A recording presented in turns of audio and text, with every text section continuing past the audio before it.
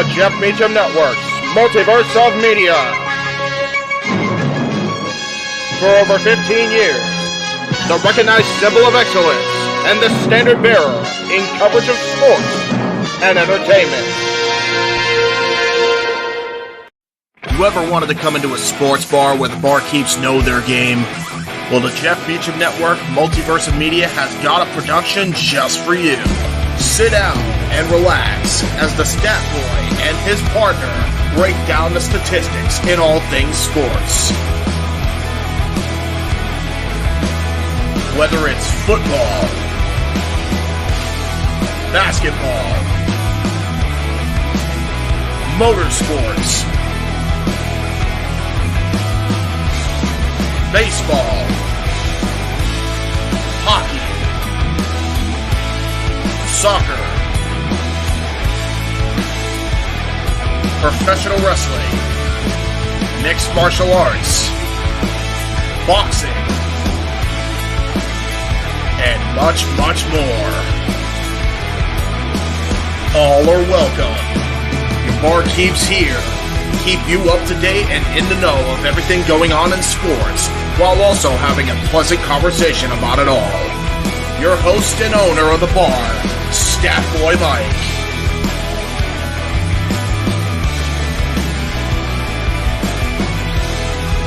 His partner in crime, Dori Lou.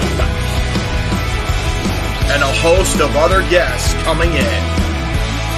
The food's hot, the seats are warm, the drinks are ice cold, and the sports talk is plentiful. Casa A-Team Studios presents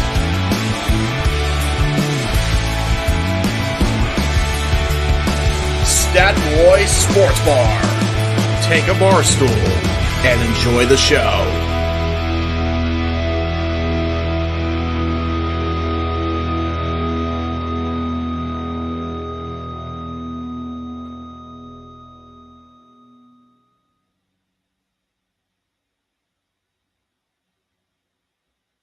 Hello, my internet fans. Welcome to this happy hour early edition of Stat Boy Sports Bar featuring Dori Lou. She's right over here. She's back in the sports bar. And we are here as we are every week to bring you the latest in all sporting events. Lots to talk about today, but we're going to do something that we normally do at the end of the show.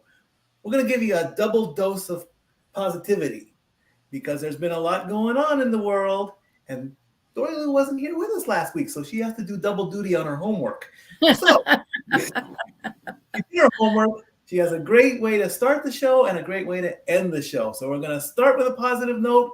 We're gonna rant. We're gonna talk, and also remember, as it says in the ticker down there, super chat, super chat, super chat. Dori Lou, take it away.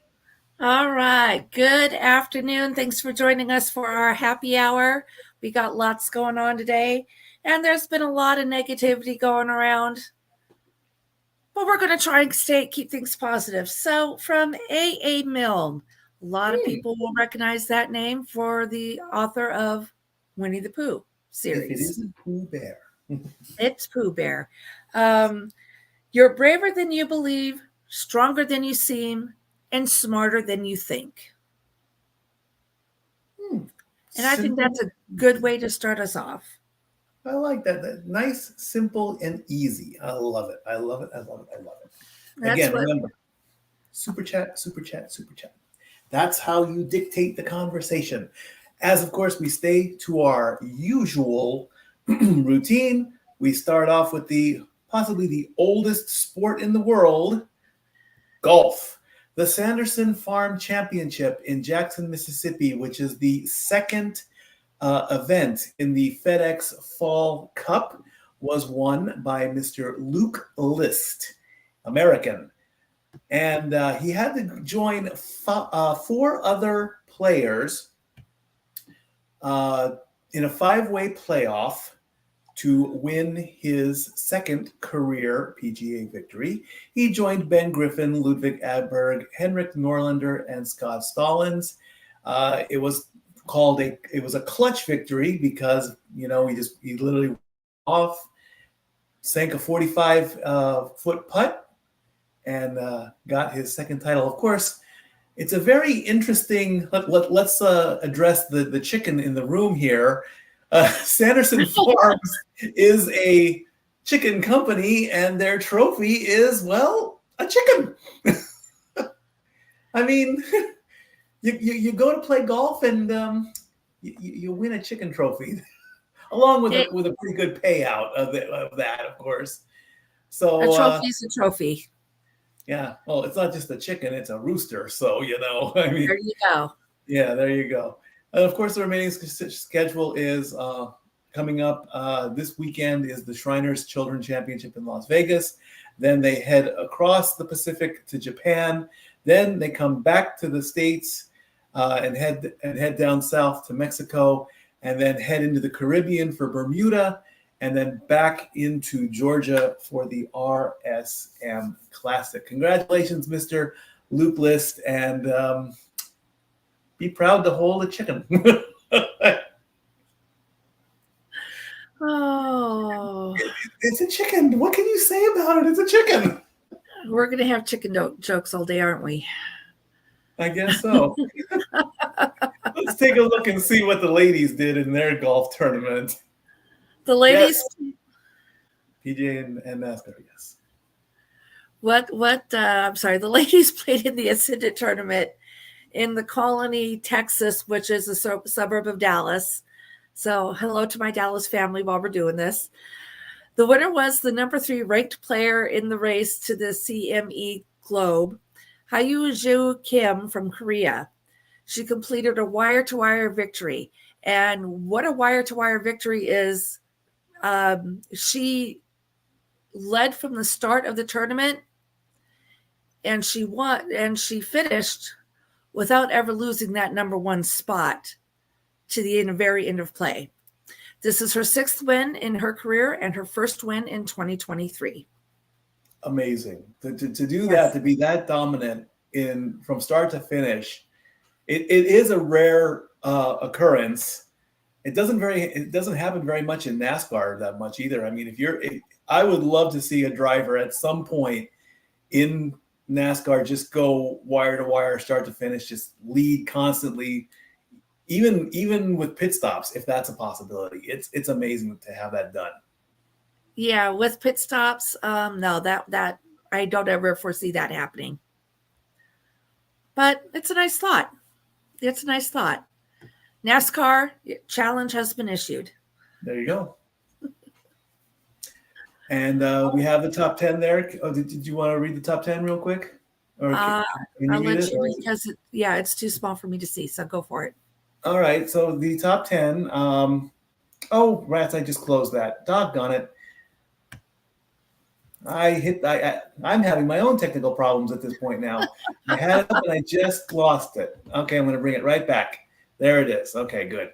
Céline Boutier of France is still the number 1 player of the overall, followed by Runyan Yin of China. Hyojun Kim of Korea is up 2 spots. She was 5th last week. She is now 3rd. Lilia Vu is down a spot from 3rd to 4th. Jin Young Ko is currently in 5th. She was 4th. Alison Corpus stays at 6th. Charlie Hull of England is 7th. That is not a botch. Ray of Japan is 8th. Xiaoyu Lin of China is 9th. And we have a new player in the top 10, Hai-Ran Ryu of Korea as well. All right. That was not a botch. Just because I hit the close button, that does not count. Well, we'll debate that later. All right. In the ATP, we had 2 tournaments in Kazakhstan and in China.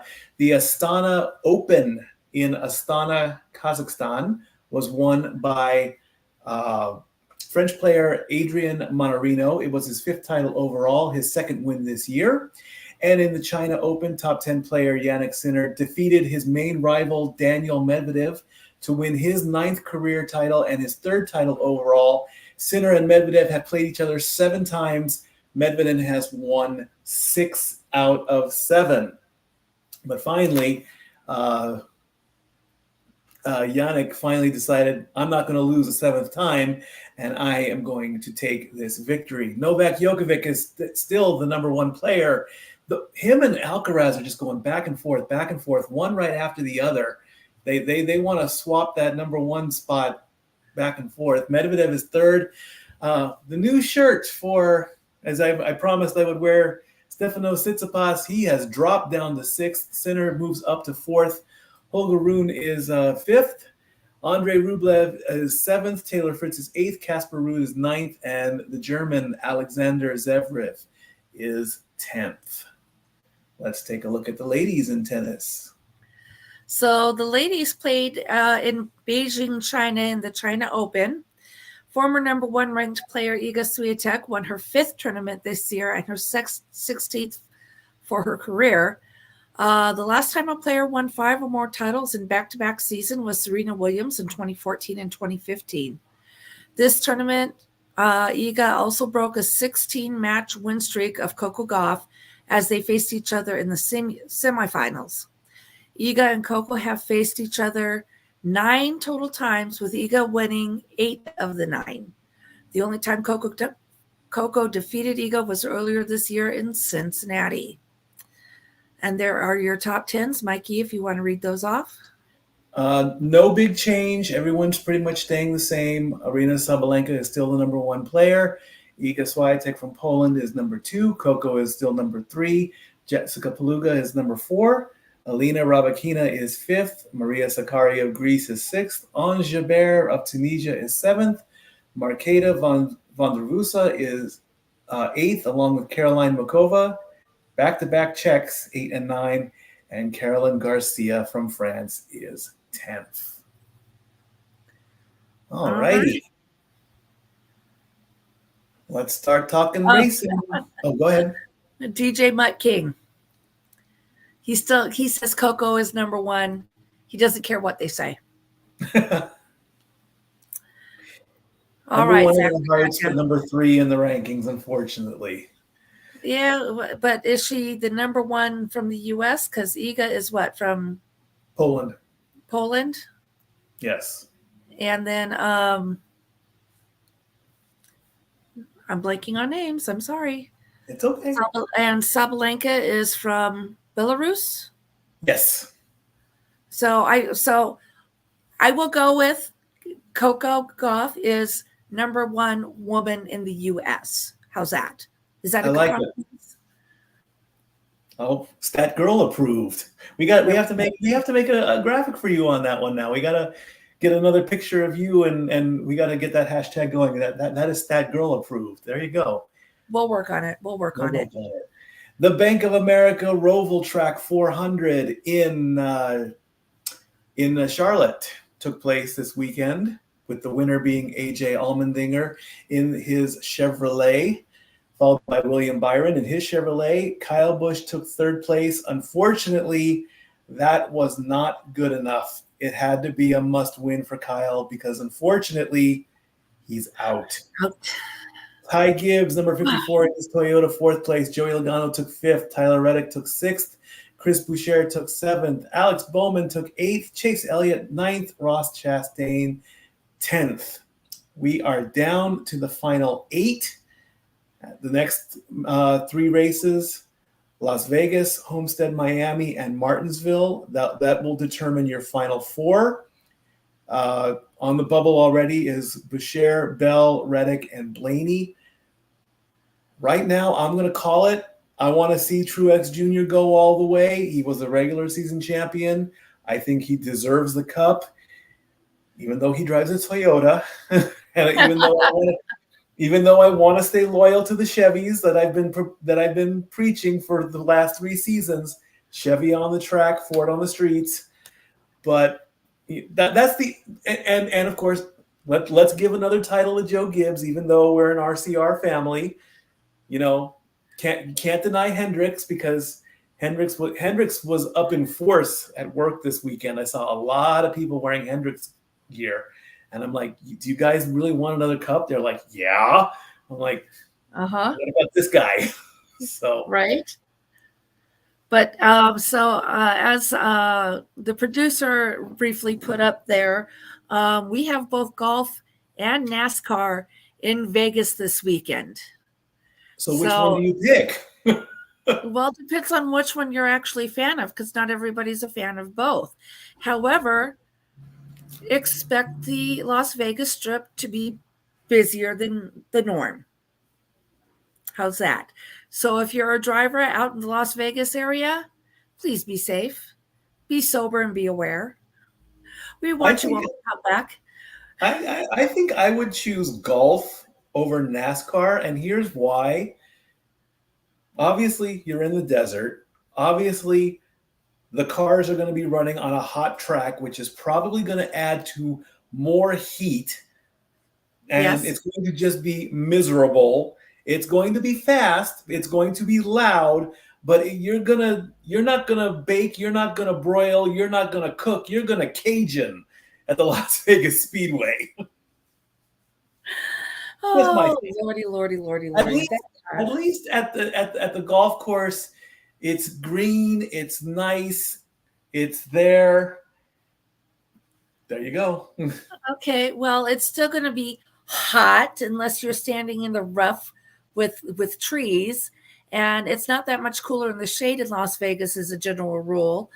I'd still rather be at NASCAR, where I can sit and enjoy watching for potential wrecks that don't harm anyone, and have easy access to beverages. There you go. Let's take a look at the Xfinity Series. The Blue Cross Drive for the Cure 200. Car number one took number one. Sam Meyer, well done. First place in his Chevrolet. The double lot of Cole Custer took second. Josh Berry took third. Billy Herbst took fourth. Kaz Gralla took fifth. Parker Kligerman took sixth. Daniel Hemrick took seventh. Unfortunately, this picture shows how close Daniel Hemrick was because of this picture. And this is not the finish, of course. This is Parker and Kaz and Hemrick. Hemrick had to finish ahead of them to get to stay in the playoffs. It did not happen. They claimed it was inches. It looks more like a few feet than actual inches. And again, this is not between your finish, but this is the middle of the top 10. Yeah, well, it depends on which one. It's inches between. I'm blanking on names and drivers at the moment, but it's inches between the two. Maybe.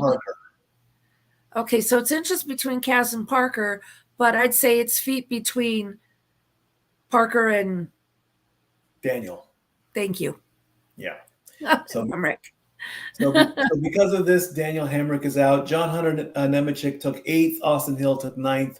And Sheldon Creed finished out the top 10. So we have the top 8 in their playoffs. John Hunter Nemechek for Joe Gibbs Racing and his Toyota is at the top.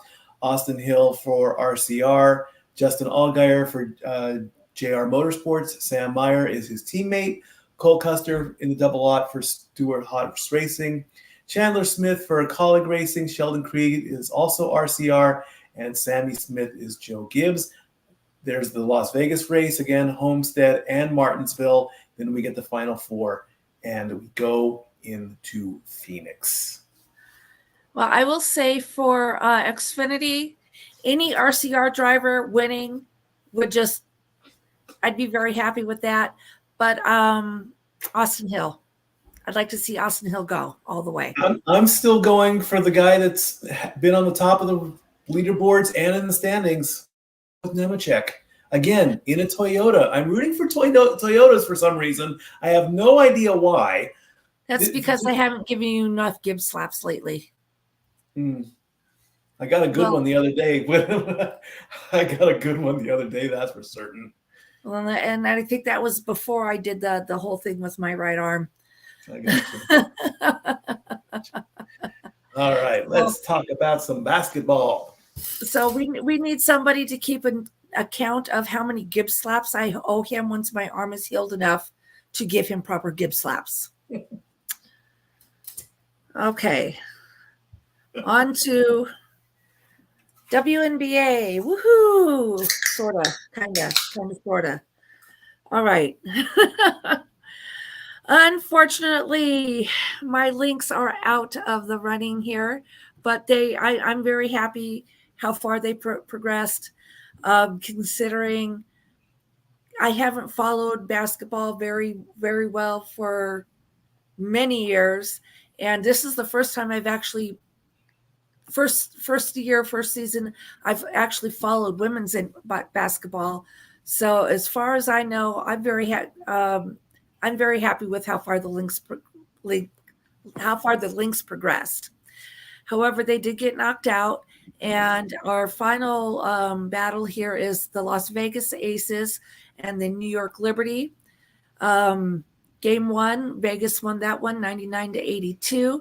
Game 2 is going to be tomorrow, and Game 3 on the 15th, with Game 4 and 5 if needed, following up on the 18th and the 20th. Place your bets. Not with us. Our bets are bragging rights. Remember that. Our bets are just bragging rights. Good morning, Hi, Zach. Hello, Zach. Good morning. Are you awake? Yeah, this series started off not quite the way I exactly wanted it to. Yeah, Go ahead, Mikey. I know you've been on the bandwagon the entire playoffs. You've been Las Vegas from the start. They've been doing the best. It's that simple. I can't say anything about it. They've been doing the best. They deserve the title. You know? Thank you, JJ. I appreciate that. New York has to win something. Yeah. Yeah, I mean, I would love to see – I'd like to see good matchups. I don't like to see, complete extremely lopsided scores, which we will have some of those very lopsided scores in coming up in football, but that's coming up still. 99-82, I'd say that was a decent matchup. Mm-hmm. I would like to see the Liberty win at least one game and push it to at least a 4-game series. I would actually want to see almost the women play equal and make it a best of 7. They go best of 5. Yes, but this is a championship series.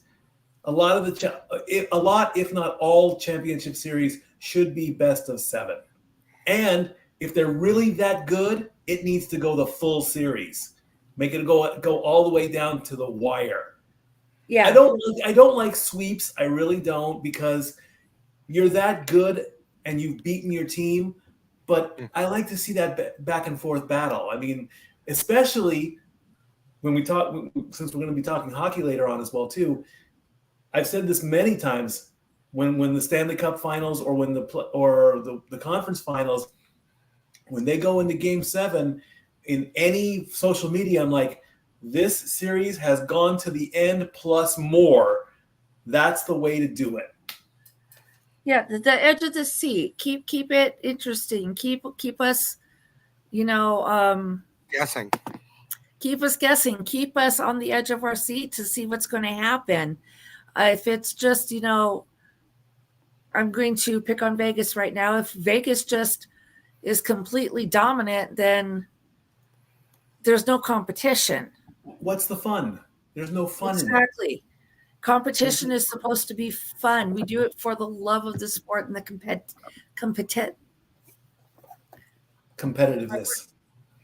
Thank you. It's like my words are not working. That's okay. You're fine.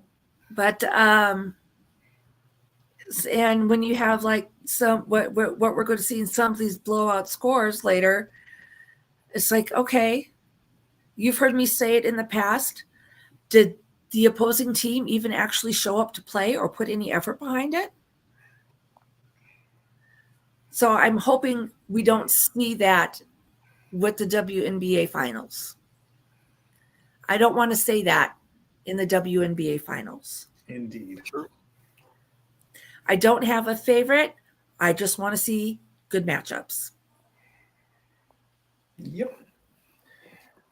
What's next, Dori Lou? Oh, what's next? What's next? I think next we've got Oh boy, here we go. League. Oh yes. Do you want to read that? Yeah, read that. Go ahead. Okay. All right. I will gladly read this. So, LeBron James. His quote is, Wayne Gretzky won 4 Stanley Cups in 20 years and is the number 1 in goals and assists. I've won 4 NBA championships in 20 years, and I'm number 1 in scoring and number 4 in assists. If he can be the NHL GOAT, I can be the NBA GOAT. Mr. Producer, would you please put up the rant tracker? Yes. And may I please have a solo shot? Because here is the problem. I have said many times, I do not dislike LeBron James. I cannot deny that he is a good player. We have constantly talked about the greatest of all time debate. It is an opinionated debate. Every time someone says, who is the greatest of all time, you're going to find somebody who is going to challenge you. You may have to go through so many people to find it. Now, is Wayne Gretzky the greatest of all time in hockey? Yes. Someone can easily come up and say no. We'll have that argument later.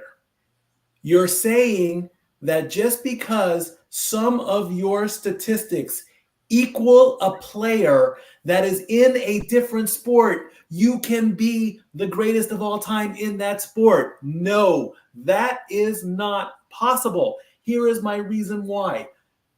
To be the greatest, you have to be the best. You have 4 titles in the NBA. Fine. Wayne Gretzky, 4 titles in the NBA. That means you two are equal. NHL. You are the same. You have the same number of titles. That does not make you the greatest in basketball. Hello, last time I checked, 6 is greater than 4. Michael Jordan has more titles than you. Now, again, that statistic can be argued. Is it by titles? Is it by points? Is it by stats? Is it by popularity? Is it by who you are? Is it by how long you've played? You have got so many factors as to why you should be the greatest of all time. Currently in WWE, John Cena is being billed and announced as the greatest of all time. He and Ric Flair both have 16 world titles. Why is John Cena being called the greatest of all time? My best guess, because he's currently actively wrestling right now. That's just a guess. It's not a true fact, or it's not a true. It's not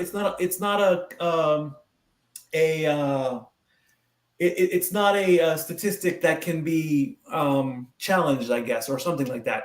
You know, you don't get the definitive answer as to why, because everybody has the same, or everyone has different answers as to why. If someone walks up to me and says, Stat Boy, please say why LeBron James is the greatest of all time, my answer is he is not. I can say he's good. I can say he's got the most points. Guaranteed, factually accurate. He is the number 1 points leader. But does points are points the only thing in the world that makes a player great? No. It's the rings. It's the style of play. Does he play clean? Does he play dirty? You know, His acting career, we're not even going to touch that. You killed Space Jam. I'm sorry. So that doesn't make you the greatest of all time in acting movies. I'm sorry, especially in corny ones. Okay, but that doesn't, and it's just like, if you want to be the greatest of all time, and I know I've also said this about Brady. We said this many times over the past 3 seasons, that everybody wants Tom Brady to be the greatest of all time because he has 7 rings, which again is factually honest. It is true. He does have 7 championships. And my defense is, well, guess what? He lost 3. He's 7 out of 10, yet this other guy is perfect. So there's that is my defense. So it's like, if you want to be the greatest of all time and you want to have people be definitive about their statements, you have to do something slightly better than the one who the public believes. And this is again my guess, that the public does believe that Michael Jordan is the greatest because he has the most titles. So if LeBron wants to have the public believe that he is the greatest of all time, guess what? 4 plus 3 is 7. You have to at least, and this is in my opinion, you have to at least win 3 more championships, especially for Los Angeles, because they need it. Let's face it, the Lakers haven't been playing very good at all lately, so they deserve another title run or another championship. So that would put you at 5. You're still 1 behind. If you want to get your 6th title, the debate becomes even more greater. Oh, well, Jordan has 6, you have 6. Is he still the greatest of all time? In my opinion, no, because you have to be greater than. You have to do better than the other person. You can be equal. You can be the same. You can have a tie, because the way I look at ties, you don't win, you don't lose. So you are both equal. You are both the same. But if you want to be that top guy, you got to do something better. So if John Cena decides to continue wrestling for a while and he gets that 17th title, then he can lay claim to the stake. I am better than Ric Flair. I have more titles than Ric Flair. Therefore, I am better than Ric Flair. LeBron, you're good. We get it. You've had a great career. Yes, you're the number 1 point guy. I don't want to say, I don't want him coming after me because he's a lot bigger than me, and there are tons of other players that could be better than him for many different reasons.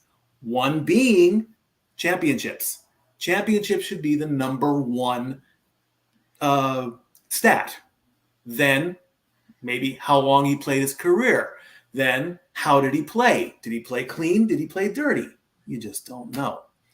So, go ahead, Zach. Okay, 1, John Cena is the greatest. Let's not get that twisted. LeBron, on the other hand, in order to be the GOAT, you would have had to beat the GOAT. That's 1. So you're saying, okay, go ahead. 2, keep going. LeBron's not even the GOAT on the team he's on right now. That is Kobe. And that will always be Kobe. The moral of the point is, with LeBron saying he's the GOAT, my biggest issue with LeBron, it's a lot of hype. Yeah, I get it. He's got 4 championships, the all-time leading scorer, whatever.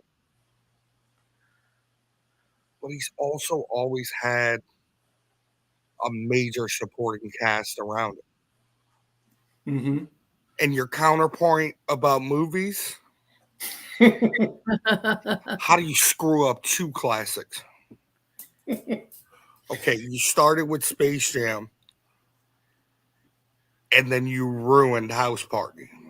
I mean, We're going off in the weeds on that one there. That's neither here nor there. I rest my case. All right. Dori Lou, you want to weigh in on this? All right. Talking about the GOATs. My thought is this. Who's active? Who's retired? We need to look at those things. Are you the GOAT for the current active rosters? Are you the GOAT for the retired, those who have retired? And then do a comparison.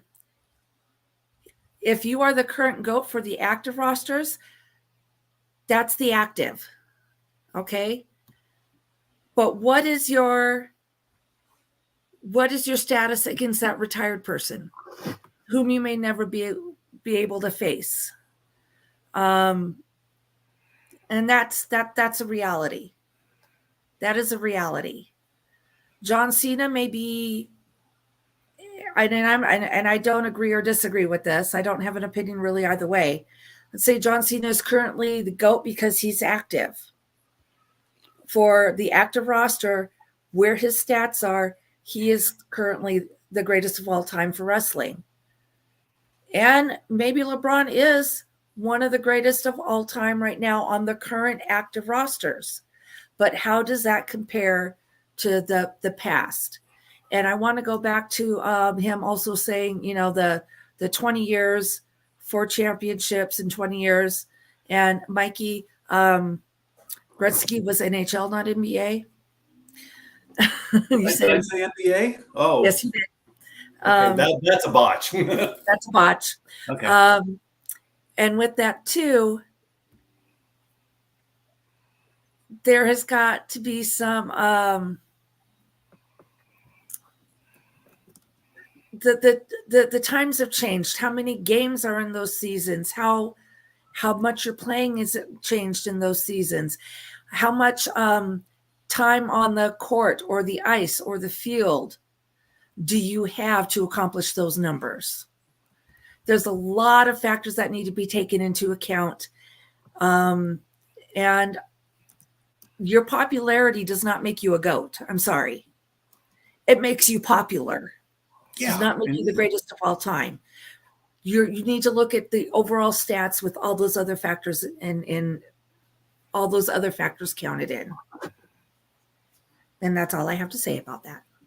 All righty. Well, I mean, it was a good little point counterpoint on that. I mean, if we're counting championships, then Bill Russell's the GOAT. How many titles? Bill, 11. Yeah. There it is. Well, for his era, yes. I mean, then you can easily say that Bill Russell has more titles than Michael Jordan. But then how long were they playing? And then you just keep going deeper and deeper and deeper and deeper. Like I said, how much time were they on the floor? How much actively playing, not sitting on a bench or on some kind of a break, or how many games? How much? There's a lot of other factors that need to be taken into account. Indeed, there was. Were there any other banners that needed to go up or anything else? Otherwise, we'll go ahead. Greatest Laker of all time is very subjective. Magic, Kareem, Chamberlain, Kobe, etc. Yes. If you go strictly by the individual numbers, Gretzky and LeBron are the GOATs. If you go by being an ambassador for the sport, there are far better examples in NBA history than LeBron. Definitely. So it applies to Flair. There it is. So like I said, the greatest of all time. What was that last one? Charlotte Flair is a 16-time champion, much to my chagrin, and wins them in less times, and she's a full-time rest. So see, even if Charlotte Flair wins that 17th title and surpasses her father, she can then say she's the greatest of all time, female of all time. Right. There's always that one little spot that just makes the greatest of all time that much more detailed. But we've talked about this long enough. Let's go ahead and take a break. And when we come back, we've got MLB and, of course, football, and Hockey. Don't forget, it's hockey. It's hockey day. Hello, and Pop is here. We'll get to that in just a second. Let's take a break. We'll be back.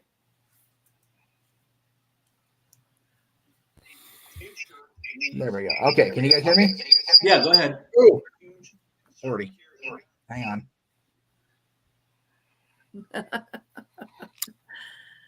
Try that one more time. Yes.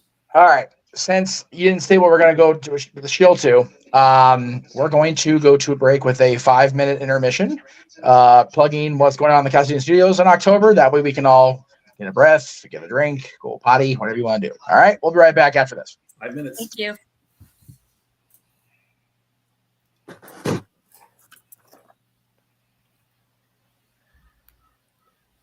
Well, it's going slow. It's okay.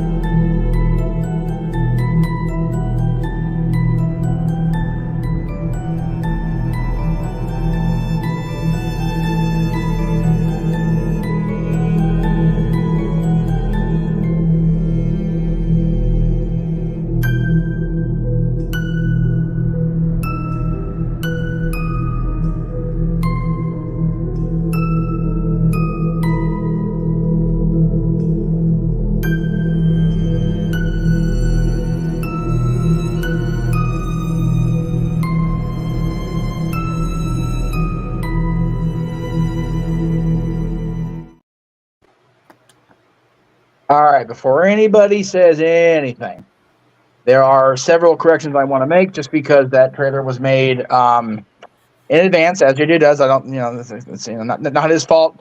Shit gets twisted around.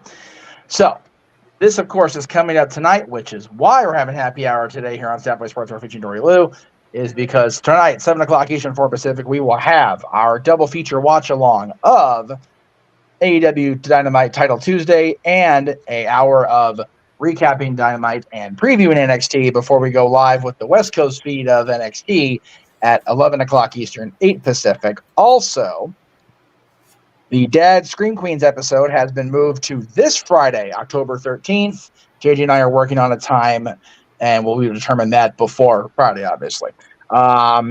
Talk Wrestling will also be this Thursday, but it'll be at 9 p.m. Eastern Pacific, live from Las Vegas. So there is that to consider as well. So those are the changes at the moment. And with that, I hand you gladly back off to Stat Boy Mike. All righty. Let me bring my camera back up. There I am. Okay, cool. All righty. We are back, and we're going to start talking about what's happening later today in about 2.5 short hours. I've got my Predators hat. She's got her Wild jersey on. Zach, I guess you didn't get the memo, but that's my bad, so that counts as a botch. Hockey is back. It's hockey season. And ESPN and ESPN Plus are, and I didn't turn off my fan. Hold that thought. 1 second while I turn off my fan. That's a botch as well. Okay. So hockey is back. ESPN and ESPN Plus are doing a triple feature tonight as the Predators take on the Lightning, the Blackhawks take on the Penguins, and the defending champion Stanley Cup champion Vegas Golden Knights. Don't remember who they're playing tonight, but they play in the late game. Of course, all the hype is for Connor Bedard, the youngest rookie right out of. I am so scared for this kid. I mean, 18 years old in the big leagues. He's been doing a great goal, baby. I know. He's been doing a promo with Sidney Crosby, and even with all his pads, they're playing the Kraken. They're playing the Kraken. Thank you. Yep. Even with all his pads on and all his gear, he still looks like a child. I'm not saying that he looks like a 6-year-old in football pads. I mean, when you put on a set of hockey pads, you're supposed to get bigger, I think. You're supposed to look menacing. You're supposed to look tough. He looks so, I don't know what. I'm not saying it is a bad thing, and I'm not trying to be funny. This is what I'm thinking of. He looks so little. I know. And I know that these players, I hope that there isn't hazing in hockey, but they are not going to go light on him. And if he's going to, if he hits the ice or if he gets boarded on a hard check, the United Center is just going to gasp all at once. When he scores a goal, it's going to go crazy. They're gonna go nuts for that kid. Mikey, remember, with hockey, yes, or actually with any sport, don't judge a book by its cover. Yes, he's little, but he may be a lot stronger and tougher than we think than he appears to be. Again, Casa D18 Studios says it's about time we start #1 sport across the households of the Jeff Meacham Network Multiverse of Media Management team. Yes, they are all hockey fans. And I believe they're all Kings fans. I believe that they are. I believe they are. Mouth. On what? It's the little guys you need to be most afraid of. Ain't that the truth? Always remember that. I will full on agree with that. You always look out for the people who are quiet and the ones who are small. Indeed. So before let's take a look at what was going on in the preseason. Go Wild. Okay, I'm sorry. Indeed. Let's take a look at what happened in the preseason, and this is going to be a regular staple because I do power rankings for all of our sports and everything. As you can see, the Devils went undefeated, going 7-0, number one team in the preseason at 14 points.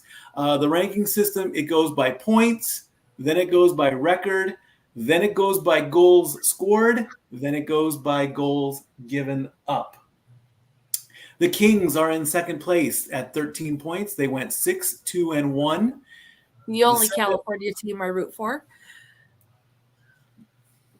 Yes, that is a running thing with Dori Lou and I. Ottawa is 12 points and 6-2. Going 6-2-1 in hockey is better than going 6-2 because you get that all important point for losing in overtime or losing in a shootout. Detroit, 11 points, 5-2-1. They scored 29 goals. They are better than the Oilers at 11 points and 21 goals. And there's Dori Lou's Wild at 10 points. They went 5-1. The Bolts, also known as the Tampa Bay Lightning, they are 5-2.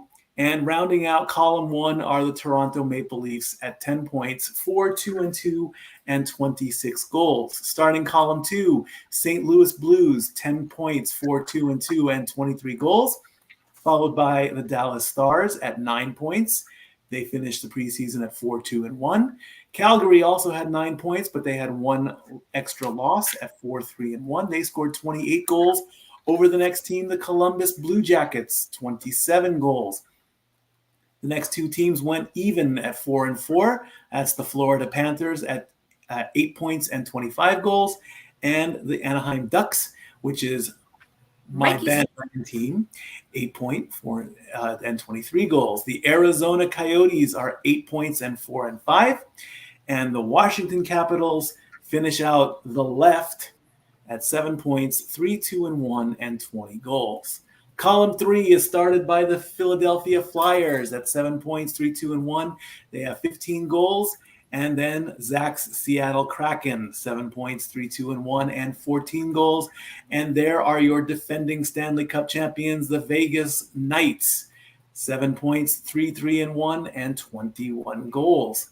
The Penguins are next, 3-1, and 20 goals. And then we go back to Canada with the Montreal Canadiens, also known as the Habs. They went 3-3, 19 goals. The Hurricanes are also 3-3. They went only 16 goals. Buffalo Sabres, 6 points, 3-4.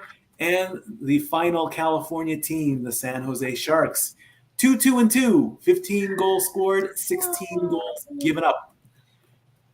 The defending President Cup champions. That is the team that does the best in the regular season with the most points. That is the Boston Bruins. They are atop column 4, 6 points, 2-2-2, 15 goals given up. 15 goals scored, one more goal given up than the Sharks. They're at 17. And there's Connor Bedard's team, the Blackhawks, at 14 goals. The Jets are at 5 points, 2-3-1. With 14 goals. The Canucks are 2-3-1 and 11. Dori's rival team, the Avalanche, Minnesota and Colorado, bigger rivals than Sub-Zero and Scorpion. 4 points, only 2-4, 16 goals, given up 20. The New York Islanders went 2-4, 16-22. Our hometown Preds did horrible, only winning once. It should be 3 points, not it went 1-4-1. So that's a botch on me. And the bottoms dwelling New York Rangers at 1-5. Each week this comes up. So which team will be on top? We'll find out, and we'll see what happens with that. Also, with hockey comes our second season of fantasy hockey. Hey. And our team, and we have decided to bring in head-to-head matchups for the season. So we have to determine how we match each other up. So the wheel is back. There are all 10 of us are on the wheel.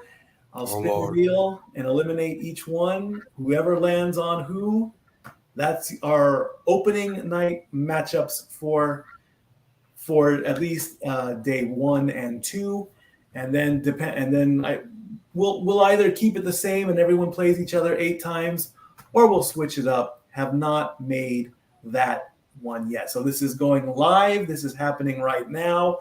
We are going to spin this wheel and take out each player one at a time.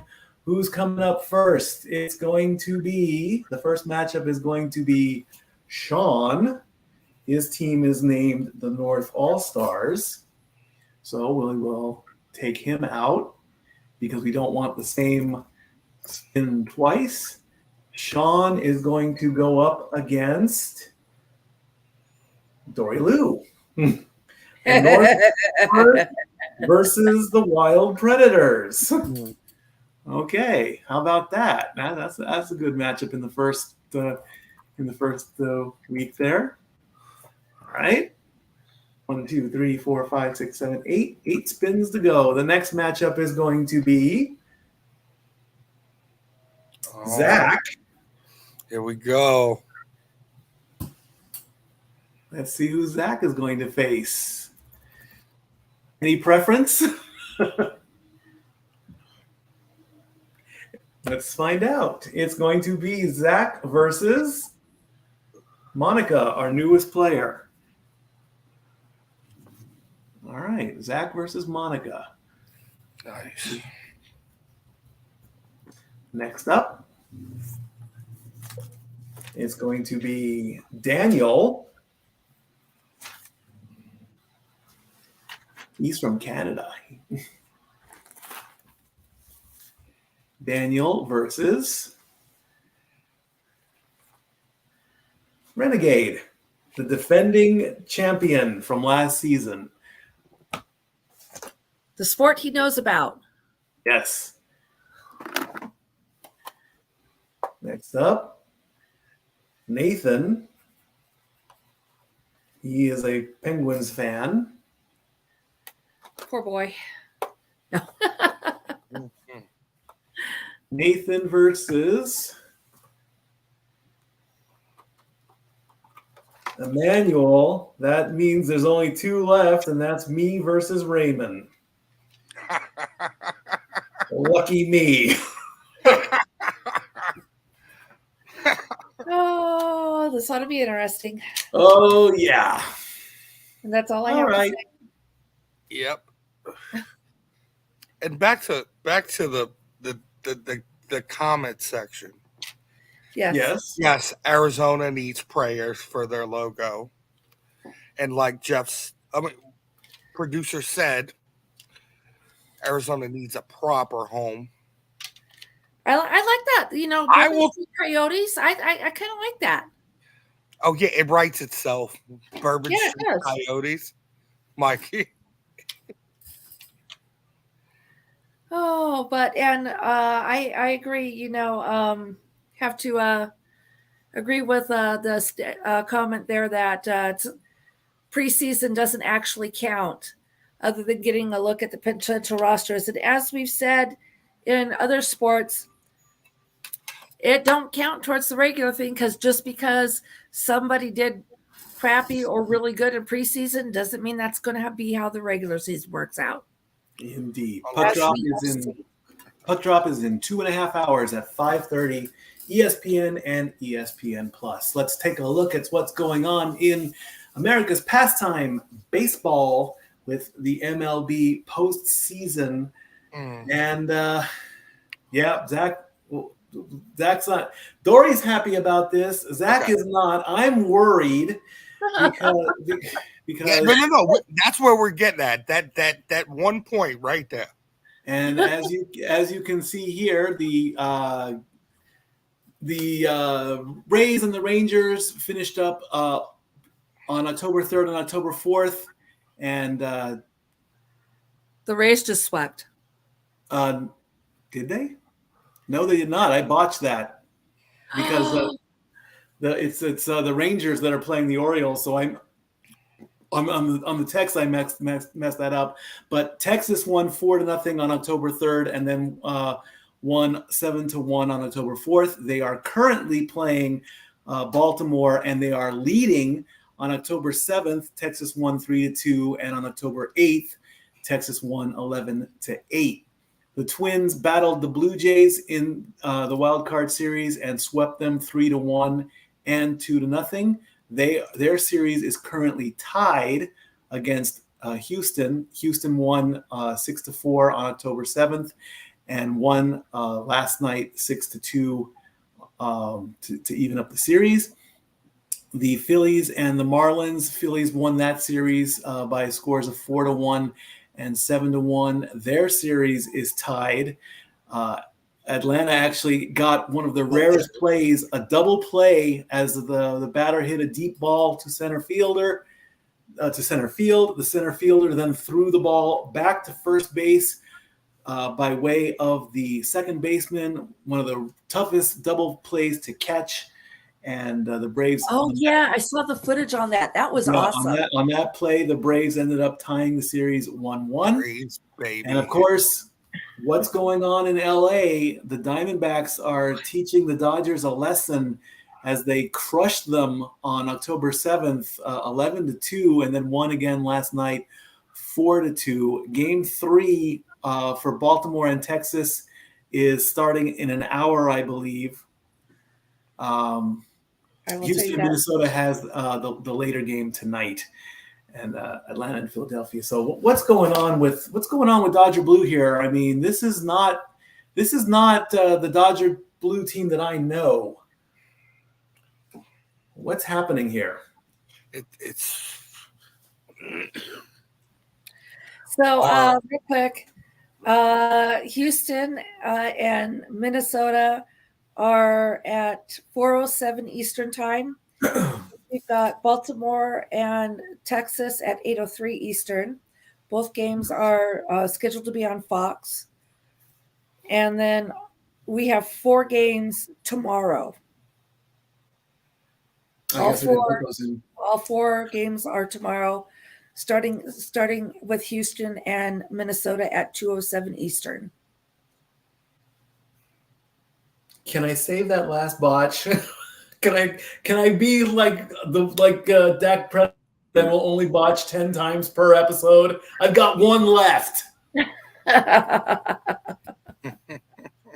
So again, what's happening with Dodger Blue here? What's going on here, guys? I mean, come on. I like to drop, classic names, but it's like Arizona's channeling their inner Randy Johnson and Kirk Schilling out there, man. It's like the good old days in Arizona right now. They can't get it right in hockey, but, they could get it right in baseball. And the Braves have all the momentum. Yeah, baby. So with that double play, that they got right. You don't want to be down 2-0. You can be 2-0 in a best of 7. I'm pretty certain that these are best of 5s. So they need to buckle up real quick. Anything but the trash throws. Oh, please. We've said that we've said that since that whole debacle 3 years ago. I'm on MLB.com news, and this is just a couple little blurbs here. The last time the new Globe Life Field in Arlington hosted postseason game was in 2020, and there were barely any fans in the stands, and the Rangers weren't even playing. They've got a trip to their first ALCS since 2011 on the line, but if you think those fans are excited, you should see what's going to be happening at Target Field. 1 week ago, the Twins were finally ending their 18-game postseason losing streak, and now they're tied 1-1 against the defending champs.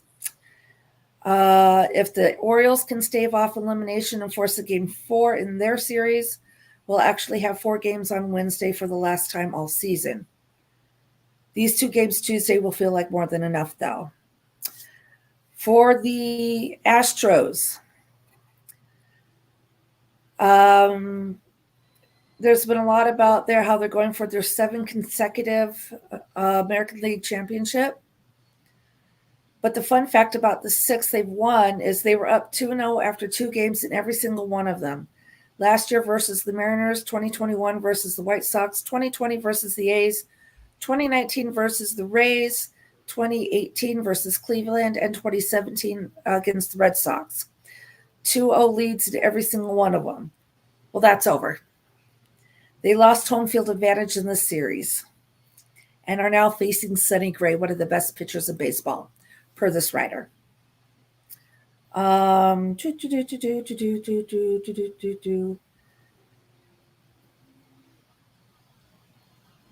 path for the Twins to win this series and really any series this postseason, including the wild card series they just won, is to win games their 2 aces, Pablo Lopez and Sonny Gray, pitch and then try to scrape together 1 or 2 wins elsewhere.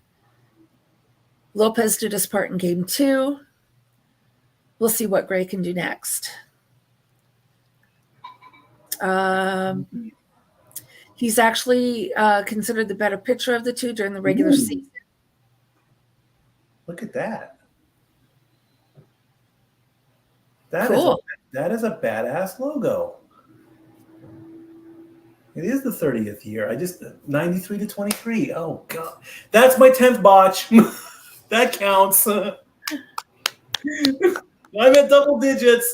How did I miss that one?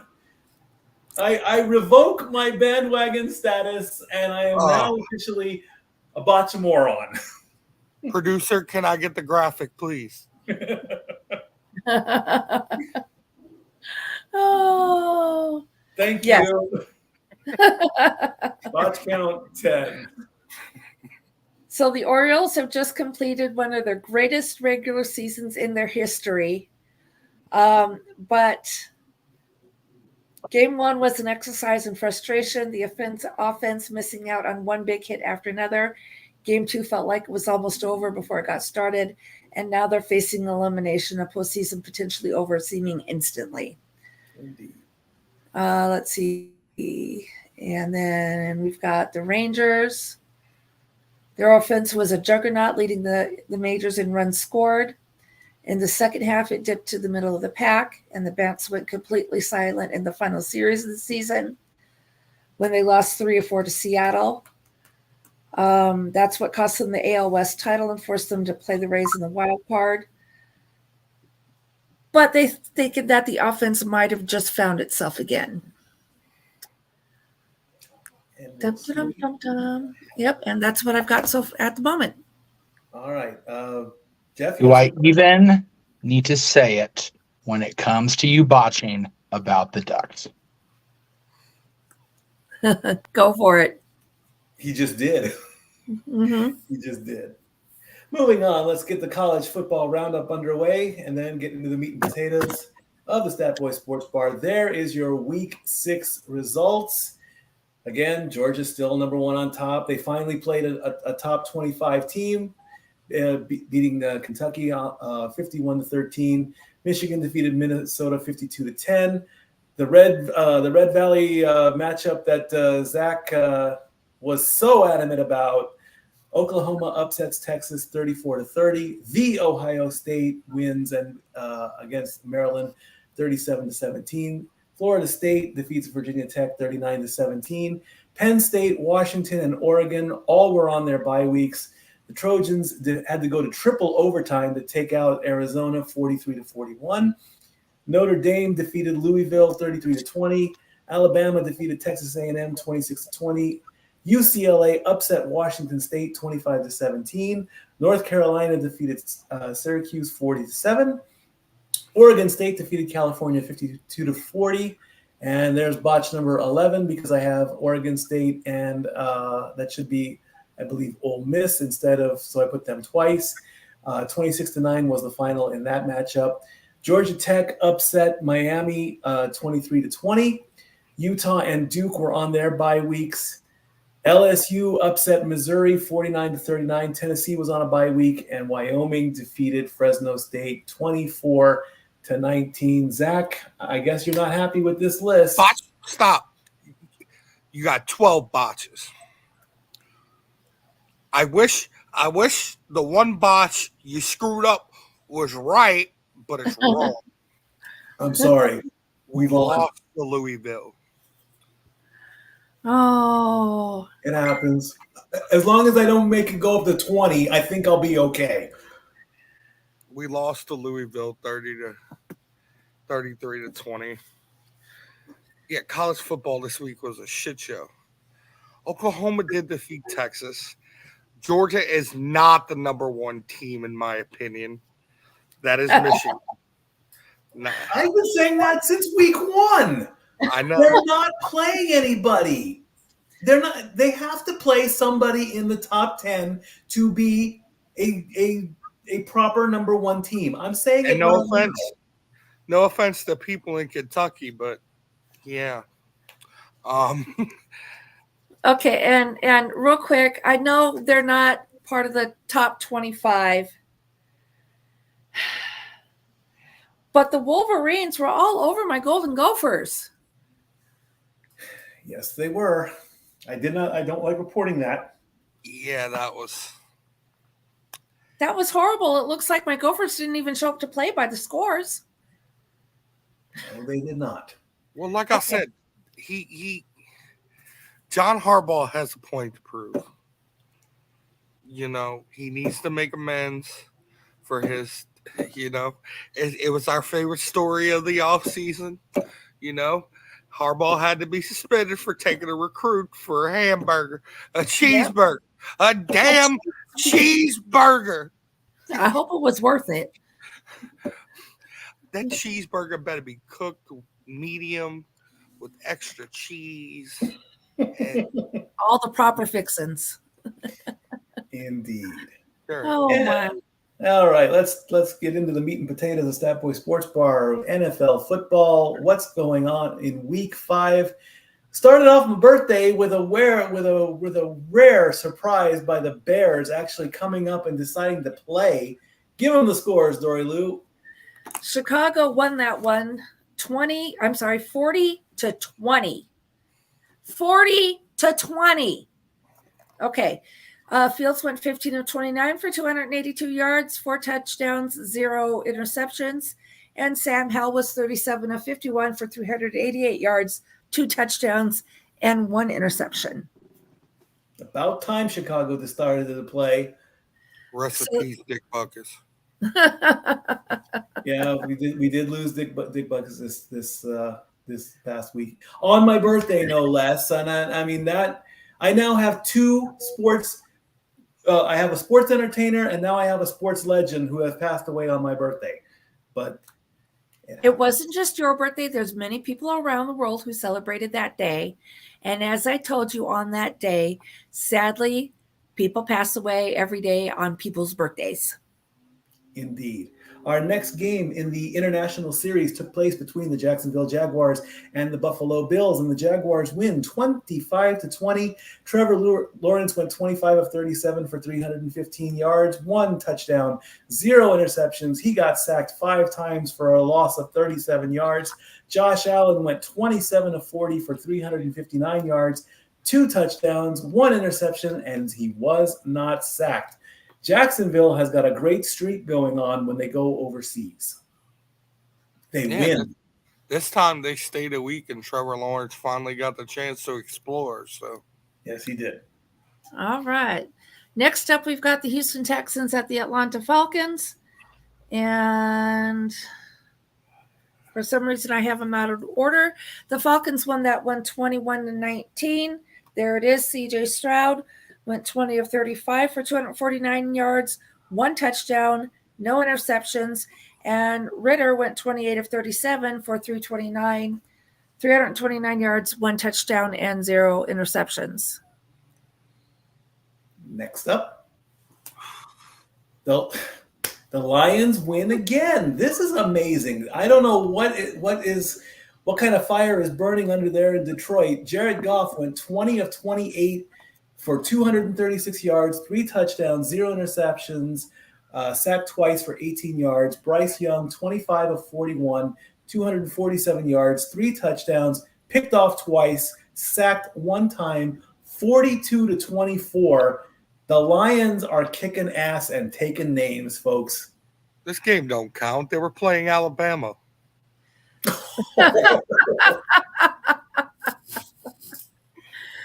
Oh, hello, Daniel. Yes, the Lions are 4-1, number 1 in their division. I am excited for the Lions and you, and for Aaron, who is not with us right now. But damn, I wish the rest of the NFC North would get their shit together. Okay. Go ahead. Next game. The Tennessee Titans. My secondary, I guess, in the Indianapolis Colts. Indianapolis won this one 23-16. For Tennessee, Tannehill went 23 of 34 for 264 yards. 0 touchdowns, 1 interception. And I must have bad numbers somewhere because all I have is Henry, and I know that's not right. Somehow there was a play where I guess Tannehill handed off the ball to Derrick Henry, who then tried to throw it. So that counts. That kind of counts as Derrick Henry kind of playing quarterback. Either way, the play was incomplete, so he gets 0. So he gets zeros as a quarterback. He's not really a quarterback. Right. So I'm wondering why I don't have. Somehow I missed writing down Indianapolis' stats, but I've got them right here. So do I. Go ahead. Gardner Minshew went 11 of 14 for 155 yards, zeros across the boards. Anthony Richardson went 9 of 12 for 98 yards. He got he got sacked big time, 17-yard loss on 1 play. Ooh, yeah, that hurts. Very brutal. You know, it's the second week in a row Derrick Henry's thrown a pass. What was that? It's the second week in a row Derrick Henry's thrown a pass. Successfully? Another one unsuccessful? No, last week he threw one for a touchdown. Okay. This week he was incomplete. We'll have to see what happens then, huh? All right. Next up, the New York Giants and the Miami Dolphins. Miami showed up 31-16. For the Giants, Jones went 14 of 20 for 119 yards, no touchdowns, no interceptions. And Tua was 22 of 30 for 308 yards, 2 touchdowns, 2 interceptions. And just because I made a note of this, and I missed it on the Carolina game, but that's okay. Taysom Hill had 8 receptions for a total of 181 yards and 1 touchdown. Whoa. There was one running back better. Or one botch 13, wide receiver. Somebody got a 190. I just don't remember who it was. That was DJ Moore. Yes. Botch 13. No, there's another botch because it's Tyreek, not Taysom. Oh, that's sorry. Taysom's not quarterback. Okay, so I knew that. Tyreek Hill, I'm sorry. And that's botch number 1 for me. Maybe 2. Okay. Oh, well, you're keeping count now. An unfortunate fact about this game is the best running back in the league. I mean, if you look at it statistically, Devin A-Chain is more than likely going on IR with a knee injury. Like another player we're going to talk about soon that's you're very upset about because he's on your am I? I'm very upset about because he's one of my primary teams. Yeah. But I'm going to back up real quick and throw this stat out there because he is a former Viking. Adam Thielen in the Carolina-Detroit game. He had 11 receptions for 107 yards, and he got a touchdown this past week. So, what's next? Next game, just covered that one. We did that one. The Saints and the boy! Woo! Oh my goodness! We have a catchphrase on this show. I don't even want to say it because that says it enough. What the heck is this coach doing? Only scoring 3 points in 2 games. It's fuck Bill Belichick. I'll say it. Fuck him. Thank you. You're welcome. I was going to get it in there, so fuck Belichick. And I mean, he's showing it right now. 34-0. Belichick, did you and your team actually show up to play? Okay, Apparently there. not. I said it. Derek Carr, 18 of 26 for 183 yards, 2 touchdowns, no interceptions, sacked twice. Mac Jones, 12 of 22, 110 yards, 0 touchdowns, picked off twice, sacked twice. Bailey Zapp came in 3 of 9 for only 22 yards. We say it a lot. This just you don't have to say anything else. Next. I'm not impressed. Hey, I'm not impressed. I don't think anybody is. We won 34-0, but I'm not impressed at all. Pete Carmichael is still on my shit list. This game means nothing. We were playing the Patriots. It's like we were playing whatever college team. Pick one. Next. My Golden Gophers. Okay, there you go. All right, next game. Baltimore Ravens, Pittsburgh Steelers. The Steelers pulled this one out 17-10. For Baltimore, Jackson went 22 of 38 for 236 yards, 0 touchdowns, 1 interception. Pickett went 18 of 32 for 224 yards, 1 touchdown, no interceptions. Again, TJ Watt for Defensive Player of the Year. Yeah. Yeah, we know. Move on. Not saying that in a mean way. I'm just saying that we should have catchphrases every week. The Cardinals and the Bengals played. Bengals won 34-20. Let me find do you have stats on that one, Dori? Joe Burrow went 36 of 46, 3 touchdowns, 1 interceptions. Dobbs went 15 of 32, 166 yards, 2 touchdowns, and 2 interceptions. There you go. Yay, you finally realized who Jamar Chase is. I'm so proud of you. Good job, Joe. Good job. He finally figured it out, who he needed to get that ball to. Indeed. Oh, my goodness. Okay, next up, we got the Philadelphia Eagles at the Los Angeles Rams. The Eagles won that one 23-14. Jalen Hurts was 25 of 38 for 303 yards. Okay, his passing stats, 25 of 38, 303 yards, 1 touchdown, 1 interception. He rushed 15 carries for 72 yards with a touchdown. Stafford went 21 of 37 for 222 yards, 2 touchdowns, and I don't have anything else on him. That's fine. Next game. Up. Eagles are one of 2 undefeated teams left in the season. What's next? We have to rip the Band-Aid off? Not yet. Hang on, I'm having a technical issue over here at the controls. Give me a second. All right, no worries. I meant to put what I just put in the private message in a banner and put it up and show my shame to everybody, and I didn't have a chance because I botched. Oh, okay. Botchamania. Don't start with that shit. I was trying to tell everybody with this, and then we'll move along. So thank you very much. My aunt, uncle, and cousin, all in Eagles gear, made their first visit to SoFi. I don't want to be at Thanksgiving. Unless you're serving Eagle, right? The Jets beat the Broncos 31-21. Zach Wilson actually pulled out a win. All right, I'm back. Sorry about that.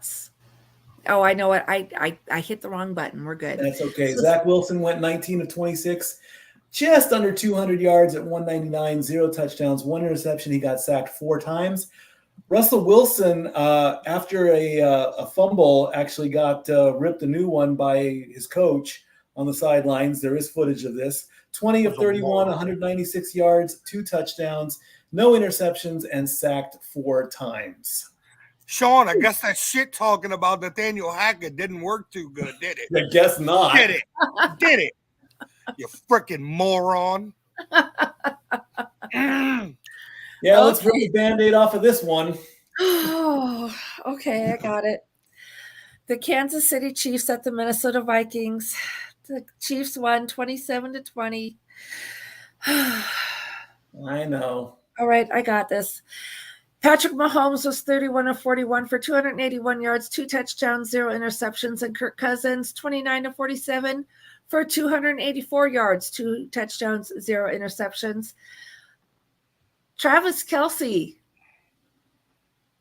had 10 rushed 10 times for 67 yards with a touchdown.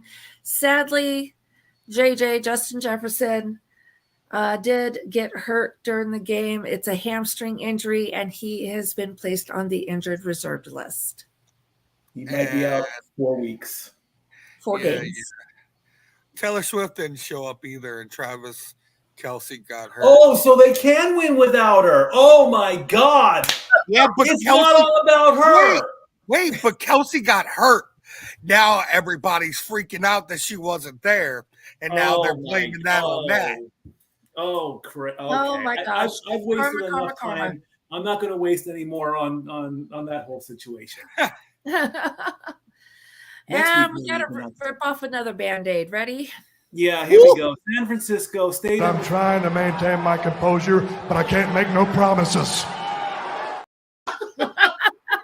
I like it. I like it too. Unfortunately, the 49ers beat the Cowboys 42-10. I do not want to say these stats. Dak Prescott, 14 of 24 for 153 yards, 1 touchdown, picked off 3 times. His interception numbers moving up, and that's not good. Brock Purdy, 17 of 24, 252 yards, 4 big touchdowns, only sacked once. Now, let me quickly do a small this will be quick, I swear, because we gotta wrap things up soon and all that. I watched the morning reports, ESPN. They are burying the Cowboys. Stop it. It is 1 loss. Look at the record. Okay, 3-2. You are above 500. You have 3 wins out of 5. That is positive. Do not panic yet. Stop it. It's 1 loss, okay? It's only 1. Yes, they have 2, but it's only 1 now. They will learn from this. They will come back. They're playing the Chargers next week, who have been I don't want to jinx anybody. I don't want to say it's going to be a cakewalk or it's going to be a good matchup. It's going to be what it's going to be, okay? If they come back and they blow the Chargers out, everyone's going to be, we're okay. If they lose, guess what? They're even.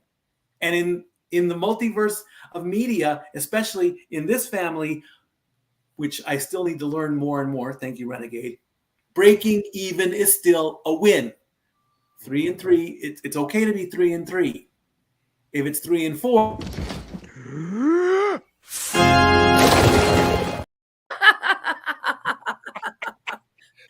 I love our producers. I love our producers. Okay. It's not the Cowboys' fault they came up against the best quarterback in the league. Yeah, I said it, and I wish somebody would try to tell me otherwise. If you don't believe, I'm planning on finding that information. Huh? You asked for quarterback rankings. I still have to work on that, and I will get that to you. And I'll throw this out here: the fantasy stuff is not done for the week. I'm still working on that, so I can't post fantasy results this week. I'll throw that out now. I do apologize. That's not a botch either. I just didn't finish. That's not a botch. Okay. And I finally, will say real quick. Wait. Okay. Jalen Hurts had more passing yards. Stafford had more. No, he didn't. Both Mahomes and Cousins had more passing yards. Okay, I'm going to leave it at that. You're just going to leave it at that. But I also wanted to point out for the 49ers, George Kittle, 3 receptions or three. He got 3 receptions for 67 yards and 3 touchdowns. Oh, and there was some kind of controversy or something that I haven't fully gotten all the. It was between George Kittle and Micah Parsons, where he lifted up his jersey and he's got a blue T-shirt on saying "F Dallas." Really? Yep. Not cool. You don't do that. I'm sorry. I'm all for freedom of speech and all that, but if you're on the field and you're playing a game, no, that I draw the line. I draw the line on that one. Just want to throw that out there. We can save that for maybe next week. The Monday night game, the Raiders decided to win a game and in Allegiant Stadium. Of course, they had the Stanley Cup champions in the Allegiant Stadium. They brought out Lord Stanley Cup. They win 17-13. And, of course, Jordan Love is getting picked on too because he got picked off 3 times. So apparently he's not the guy anymore, which when you lose to the Raiders, that's going to happen. Well, I mean, the Raiders know how to put on a show in Las Vegas because if you saw the crowd, there were some excellent costumes in the crowd. So they gave the Raiders all the positivity in the world. Jordan Love, 16 of 30 for 182 yards, 0 touchdowns, picked off 3 times, 2 sacks. Jimmy G went 22 of 31 for 208 yards, 1 touchdown, 1 interception, and sacked 3 times. Whew. Well, but and we were watching the game, and I was happy for my mom because she's the Green Bay fan in the family. Of all the Green Bay jerseys I saw in the stadium, mm-hmm. And you know what? It was a friendly game between the fans. Indeed. I did not see anybody or in any way anybody, getting violent because, oh my God, you're wearing Green Bay and you're in Raiders territory. But yeah, it was great. So if you noticed, if you saw we missed a few games, we didn't because they were on byes. Seattle, Cleveland, Tampa Bay, and the Los Angeles Chargers were on a bye week, but are back next week. Indeed. Seattle takes on Cincinnati. Cleveland plays San Francisco. Bucks play Detroit. That'd be more fun if Brady was still playing, but let's go with that one. And of course, the Chargers take on Dallas. What does this all mean when we give all the stats and we give all the results and who's doing what and who's doing the best? It's the power rankings. Let's take a look at those real quick. Let's not say we did. Well, unfortunately, we have to. San Francisco and Philadelphia are still the number 1 and number 2 teams. San Francisco has been on top for 2 weeks. Philadelphia is staying put in the number 2 spot at 3 weeks. San Francisco had 167 points. The Eagles are at 141. The Miami Dolphins have the most points overall at 181. They are ranked 3rd. They have stayed put for 2 weeks. The Lions are in the top 5. They are 4th, 4-1. They moved up 3 spots. They have 148 points. And the defending champion, Kansas City Chiefs, are at 128. They are also 4-1. Seattle stays put because of the bye week. They are going to stay there right there, 3-1 at 111. The Bucks, they didn't even play, and they moved up 3 spots because everybody else went down a bit. A bit, indeed. Buffalo dropped 4 spots. They round out column 1 at 3-2. Dallas leads column 2 at 134 points. They did actually drop, so that there are 2 botches in this that I'm already looking at. The Colts are 3-2, not 3-1. They moved up 4 spots. The Texans are 3-2 as well. So that's the third botch on my graphic, but they are at 110 points. And the Ravens are also 3-2. That's a bot. Boy, this is loaded with botches. I have no idea what the count is, and I really don't care at this point. 109 points for the Ravens. The Jaguars, they are at 3-2. They have 98 points. Then it should be the Saints at 3-2, and the Falcons are 3-2 as well. And the Steelers round out column 2. They are also 3-2. I just didn't update the records. That's why there's so many botches in this graphic. The Cleveland Browns are on the right side. They lead column 3 from their bye week. They still moved up a spot. The Chargers are 2-2. They are right below. They actually dropped 7 spots because they didn't play. The Rams are right below them at 2-3 at 112 points. The Commanders are 2-3 at 109. The Jets are 2-3 at 93 points. The Titans are 2-3 at 88 points. The Bengals are 2-3 as well. And the Raiders are at the bottom of column 3. Here's the big shocker at column 4. This is a first, I think, in the 4 years that I've been doing power rankings. The Packers are in column 4. They're at the top of column 4. One loss has just dropped them insane. I have never seen the Packers that low in the rankings. Broncos are 1-4. Bears are 1-4. Vikings are 1-4.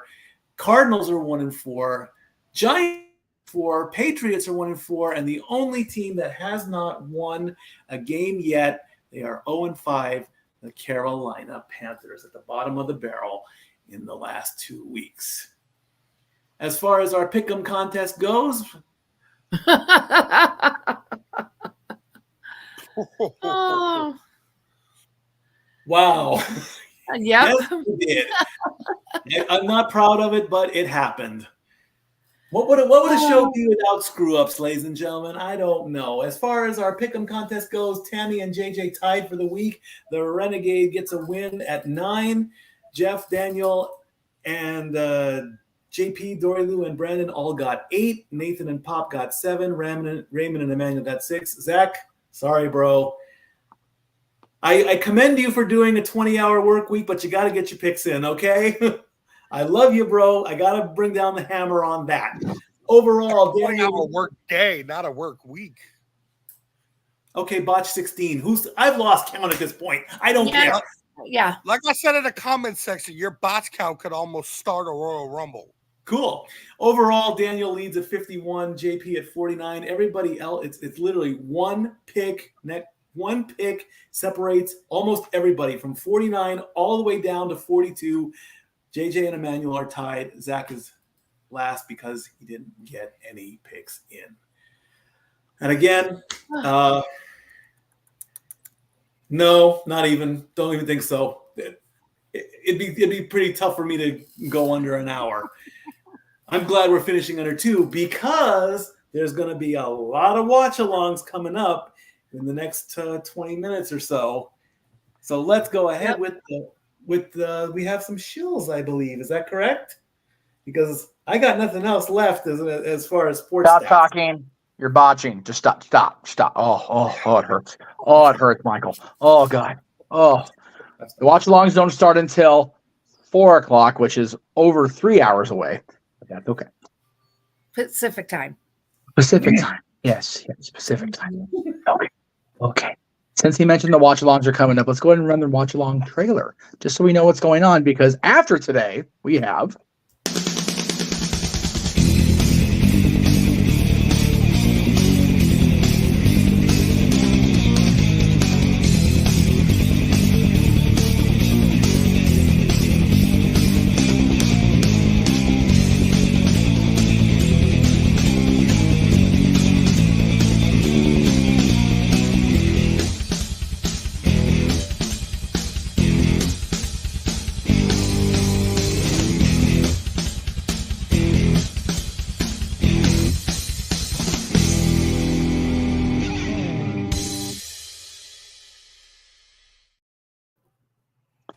And it all starts tonight, 7:00 Eastern, 4 Pacific, with our exclusive coverage back-to-back with a mild intermission of an hour in between of AEW Wrestling's Title Tuesday Dynamite presentation and tonight's main roster stacked episode of NXT. Again, that's 7 o'clock Eastern tonight, 4 Pacific for you kids out here in the West Coast part of the world, or the Pacific time zone, I should say, because West Coast could be in anything.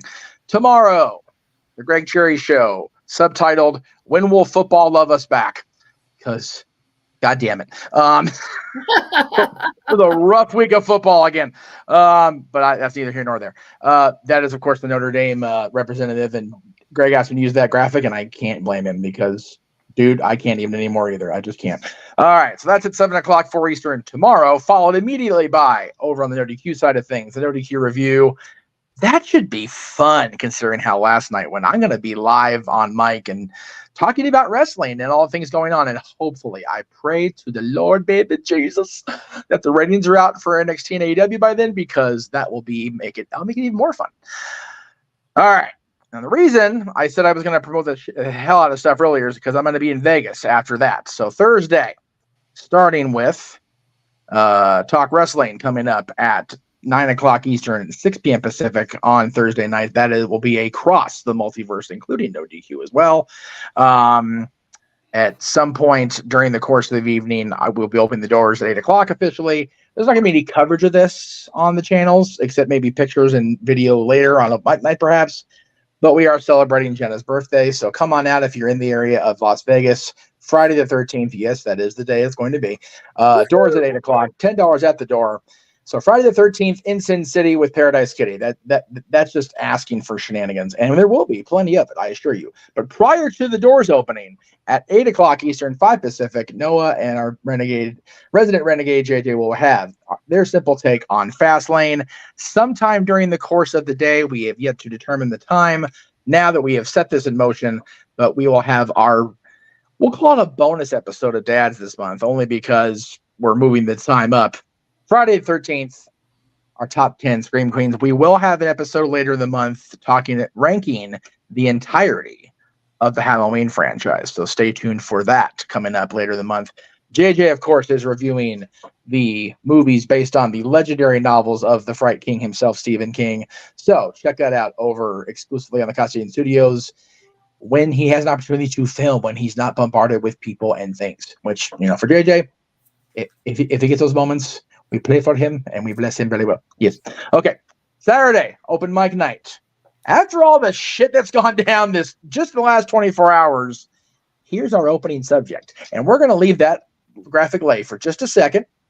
Wait for it. Okay, cool. That'll be open mic night every Saturday at 11 o'clock Eastern, 8 Pacific. I will be later than the starting time.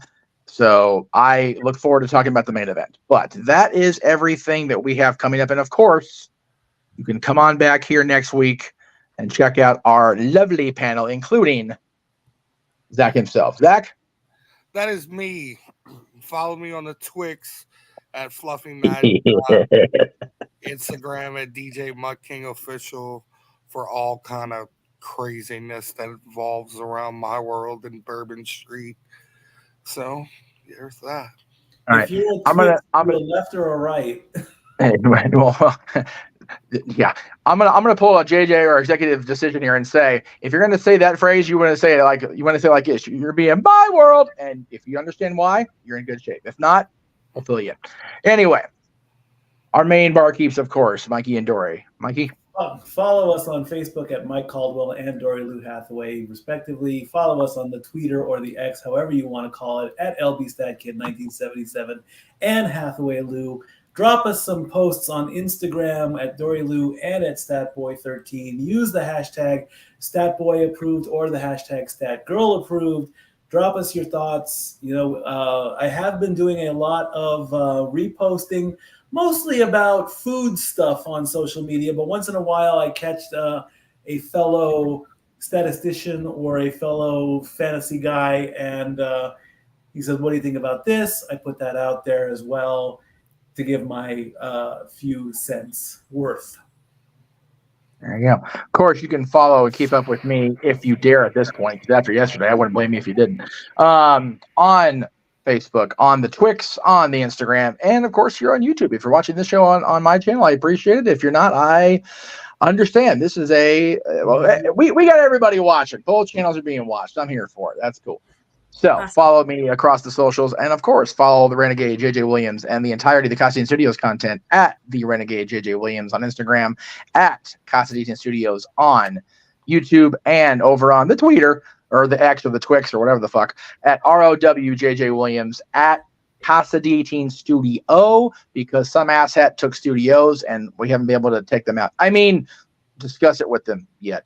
So yeah, check them out over on all the socials for the Casa Studios. And with that, I am going to bounce back off of Mike and leave it to our beautiful barkeeps to take us home. We started with a positive. We're going to end with a positive. Dori Lou's weekly delight to finish out week 5. We've made it this far. Again, thank you all for joining us. We love having you here and your comments, your feedback. Again, catch us on the socials if there's anything else you want us to cover. All right, so we started with a positive. We are ending with a positive. We're trying to keep some positivity going out there in the world. That's one of the reasons why I love some of the animal videos I watch and see across the various social medias. Booker T. Washington.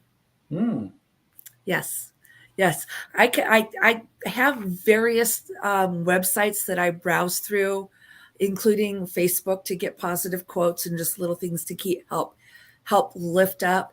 And speaking of lifting up, this one is very specific. If you want to lift yourself up, lift up someone else first. Oh. By sharing that positivity and spreading that positivity, it's going to reflect and come back on you as well. You give what you get. Very much. And I've been working with Mikey on that, and he is improving. Yeah. Puck Drop is about 90 minutes away. The doors are going to open. Get your snacks, sit down, enjoy hockey. That's what we're going to be doing out here. And of course, next week, we're back in the sports bar at our regular time with all the stats, all the news. Keep an eye out for this. This is going to be coming up in about 3 hours or so. That's why I mixed up the times, because I thought it was 4 p.m. Eastern when it's 4 p.m. Pacific. That counts as a botch as well. And I'm trying to maintain my composure. Yeah, I know. I just thought that was just a regular GIF. I did not know that was a video clip. I loved it. It came out great. We will see you all next week for week 6 and week 1 NHL results. I love you all. Thank you. And Stat Boy out.